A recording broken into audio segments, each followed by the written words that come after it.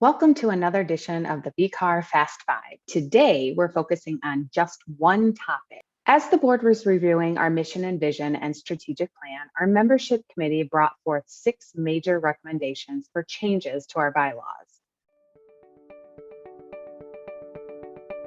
The first recommendation is to remove membership categories of public service, honorary, student, and retired realtors. We don't use them, we don't have a fee structure for members joining in these categories, and no one can recall BCAAR using them, so it made sense to remove them. The second recommendation is to change billing dates for realtors to pay the National Association and State Association dues. Dues are currently billed to members on January 1st for Michigan Realtors and February 1st for the National Association. The recommended changes would change the billing to October 1st and November 1st.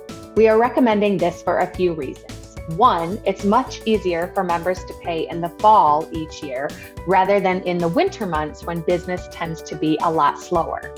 2, our association owes dues to Michigan Realtors and the National Association on January 1st each year.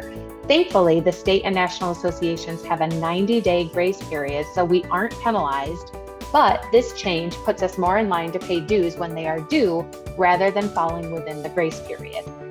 3, many times in the fall, we get calls from realtors belonging to other associations to shop around for dues pricing. This gives us an opportunity to potentially attract those members and sell them on the benefits of belonging to BCAAR. Most other associations across the state and nation bill their members in the fall.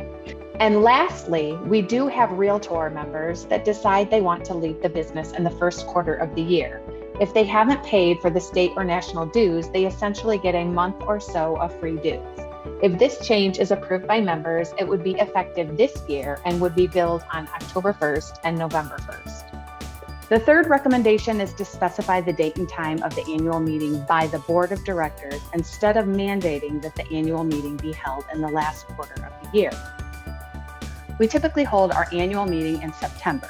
This change gives us the flexibility to choose a date that works best for the association.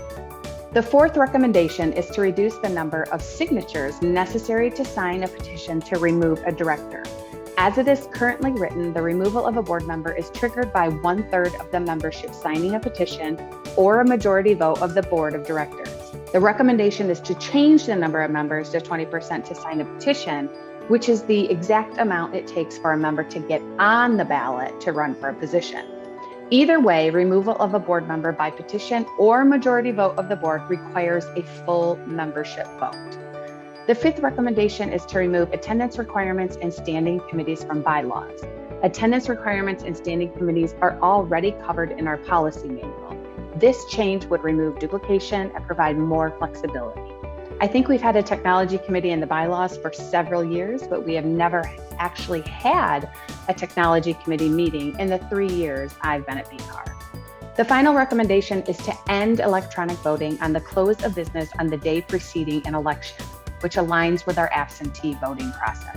Currently, members may vote online through Navica until the end of the meeting in which the vote shall take place. This makes it very difficult to manage when we are in locations where internet is spotty. We want to make sure every vote is counted, and this will ensure we have ample time and access to do so.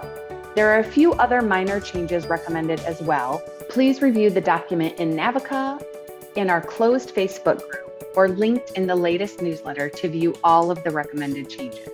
If you have any questions, please don't hesitate to contact BCAAR and we'd be happy to help.